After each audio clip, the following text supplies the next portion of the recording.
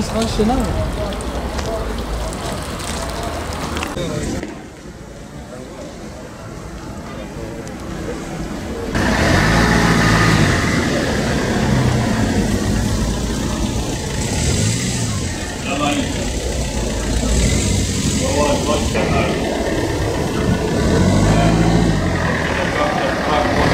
anda yaz geldiği için biraz daha canlı. Millet gelip soruyor.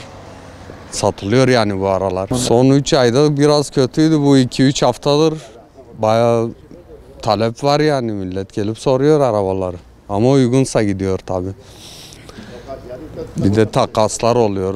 Özellikle vade çok girmiş piyasaya. Yapmıyoruz biz ama yapanlar var. Vadede de iyi iş var. Millet döndürüyor. Yani yeterince düşmüş zaten. Bu saatten sonra düşeceğini zannetmiyorum. Yükselecek gibi. 1 milyonluk arabada 200 milyara yakın para düştü tabii ki. Bayağı düştü.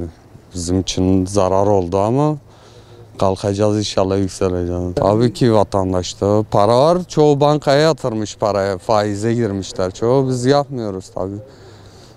Yani yakın zamanda inşallah daha çok talep olacaktır arabaya. Her kış böyle iş yok. Genelde her kış iş kapanıyor ama yazın açılıyor tabii. Milletin arabaya da ihtiyacı var. Yani arabasız da olmuyor, geçinilmiyor. Yani çok bir her seneki gibi olsa yeter bizim için. Çok bir beklentimiz yok. Allah veriyor bize bir talep.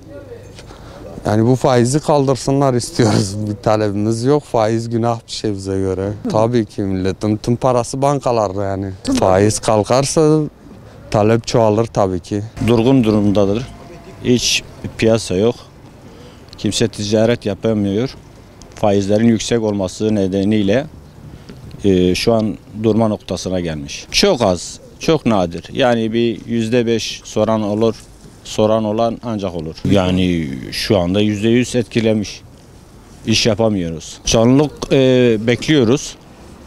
Ama faiz durumu yüksek olduğu için şu an umut edemiyoruz. Yani şu an fazla bir düşüş yok da, yani bir %20-30 civarında bir düşüş var.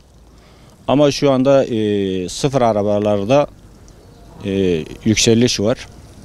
O nedenle ikinci ele de yansıyacaktır. Vallahi faizlerin düşmesi, ekonominin canlanması için hükümetten bu talepte bulunuyoruz. Sadece Aralık, Ocak gibi biraz piyasa canlandı. Yılbaşlarında biraz bir canlılık gördük.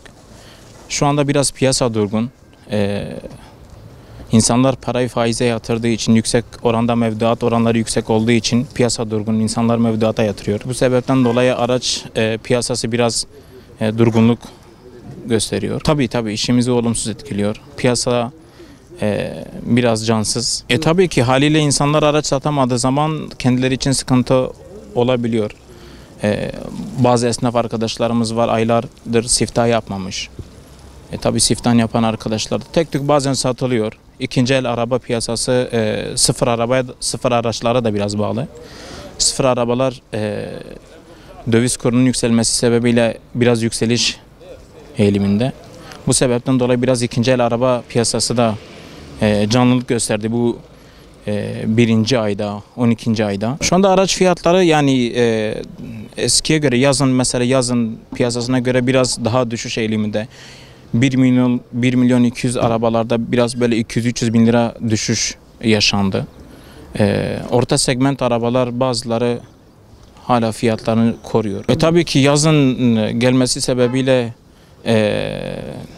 mahsulün çıkmasıyla, sıcak paranın dönmesiyle, tabii insanlar sıcak parayı faize yatırmazsa bir canlılık bekliyoruz tabii ki. Yani piyasanın canlanmasını bekliyoruz. Bu mevduatın kaldırılmasını talep ediyoruz. Faiz belimizi büktü.